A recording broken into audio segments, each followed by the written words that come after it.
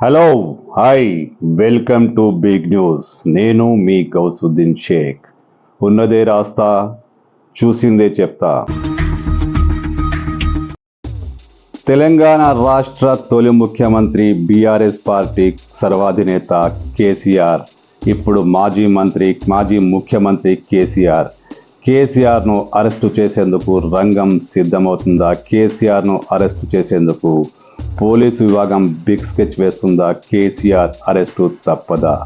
ఇప్పుడు కొనసాగుతున్న పరిణామాలను చూస్తే కేసీఆర్ అరెస్టు తప్పదేమో అనిపిస్తోంది. ముఖ్యమంత్రి రేవంత్ రెడ్డి చెప్పినట్టుగానే కేసీఆర్ అరెస్ట్ అవుతారా? కేసీఆర్ అరెస్టు కోసం పోలీసులు స్కెచ్ వేశారా? పోలీసులు కేసీఆర్ను ఎప్పుడు అరెస్ట్ చేస్తారు? అసలు చేస్తారా చేయరా? ఇప్పుడు రాజకీయ వర్గాల్లో ఇది ప్రధాన చర్చగా మారింది. దాదాపు అందరూ, ఒక కాంగ్రెస్ పార్టీ కాదు, అన్ని పార్టీల నేతలు కేసీఆర్ ఖచ్చితంగా అరెస్ట్ అవుతారంటూ నమ్ముతున్నారు. అరెస్ట్ అవుతారని గులాబీ నేతలు కూడా ఆందోళన చెందుతున్నారు. ఏమిటి, నిజంగానే కేసీఆర్ అరెస్ట్ అయ్యే పరిస్థితి ఏర్పడిందా? గులాబీ బాస్కు జైలు ఊచలు తప్పవా? తెలంగాణలో సడన్గా మారిన పరిణామాలను చూస్తే, ముఖ్యంగా ఫోన్ ట్యాపింగ్ విషయంలో సడన్గా మారుతున్న పరిణామాలను చూస్తే కేసీఆర్ మెడకు ఒచ్చు బిగుసుకుంటున్నట్టే కనపడుతోంది. కేసీఆర్ను ఖచ్చితంగా అరెస్టు చేసే అవకాశాలే కనిపిస్తున్నాయి. ఎందుకంటే గత కొన్ని రోజులుగా ఫోన్ ట్యాపింగ్ వ్యవహారం సైలెంట్గా ఉంది. పోలీసులు తమ పని తాము చేసుకుపోతున్నారు. కానీ సడన్గా ఎవరు ఊహించని విధంగా అన్ని మీడియాల్లో ప్రముఖంగా కేసీఆర్ పాత్ర, ఫోన్ ట్యాపింగ్ విషయంలో కేసీఆర్ పాత్ర ప్రముఖంగా ప్రస్తావనకు వచ్చింది. ఇంతకాలం లేనిది సడన్గా కేసీఆర్ను హైలైట్ చేస్తూ వార్తలు రావడం, కేసీఆర్ పేరు లీక్ కావడం, ఇవన్నీ ఏ పరిణామాలకు దారి తీయబోతోంది?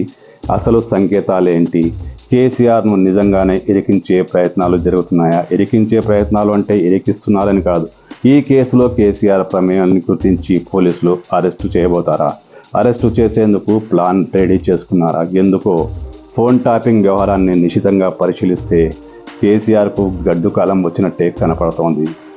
రాధాకిషన్ రావు ఎవడో నాకు తెలియదంటూ కేసీఆర్ ప్రకటించిన రాధాకిషన్ రావు అన్నీ గుర్తుపెట్టుకున్నాడు. కేసీఆర్ను అడ్డంగా ఇరికించాడు. మరోవైపు ప్రణీతరావు, భుజంగరావు లాంటి వాళ్ళు కూడా అంతా పెద్ద ఆయన పాత్రనే ప్రస్తావిస్తున్నారు.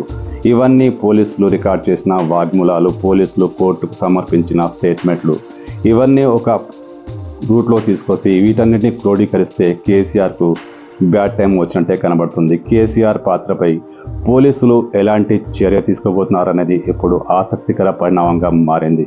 ఎందుకంటే కేసీఆరే చెప్పారు, పెద్ద ఆయనే చెప్పారు, ఆయన చెప్పిందే చేశామంటూ ఫోన్ ట్యాపింగ్ నిందితులు చాలా క్లియర్గా మాట్లాడుతూ కేసీఆర్ను అడ్డంగా ఇరికించారు. మరి పోలీసులు దీనిపై ఎలాంటి యాక్షన్ తీసుకోబోతున్నారు? గతంలో ఎన్నికల ప్రచారంలో భాగంగా, లోక్సభ ఎన్నికల ప్రచారంలో భాగంగా ముఖ్యమంత్రి రేవంత్ రెడ్డి అనేక సభల్లో కేసీఆర్కు జైలు కూడు తినిపిస్తా, చల్లపల్లి జైలులో ఆయనకు డబుల్ బెడ్రూమ్ కట్టిస్తా అంటూ దుయ్యబెట్టారు. తీవ్ర స్థాయిలో ఫైర్ అయ్యారు. అది నిజం కాబోతుందా? నిజంగానే ముఖ్యమంత్రి ఈ విషయంలో పోలీసులకు ఆదేశాలు జారీ చేశారా? ప్రచారంలో ఉన్నదాన్ని బట్టి పోలీసులకు ముఖ్యమంత్రి రేవంత్ రెడ్డి చాలా క్లియర్ కట్ ఆదేశాలు ఇచ్చారు. ఎవరిని వదలదు, ఎంతటి వారైనా సరే వారిపై చర్యలు తీసుకోవాల్సిందే అంటూ ఆదేశాలు జారీ చేసినట్లు ప్రచారం జరుగుతుంది. అంటే ముఖ్యమంత్రి చెప్పినట్లుగా, ఎన్నికల ప్రచారంలో ముఖ్యమంత్రి ప్రకటించినట్లుగా కేసీఆర్కు జైలు కూడా తప్పదా? డబుల్ బెడ్రూమ్ అంటూ అది రాజకీయ ప్రకటన కావచ్చు, కానీ కేసీఆర్ అరెస్టు తప్పదనే సంకేతాలు కనిపిస్తున్నాయి తెలంగాణలో.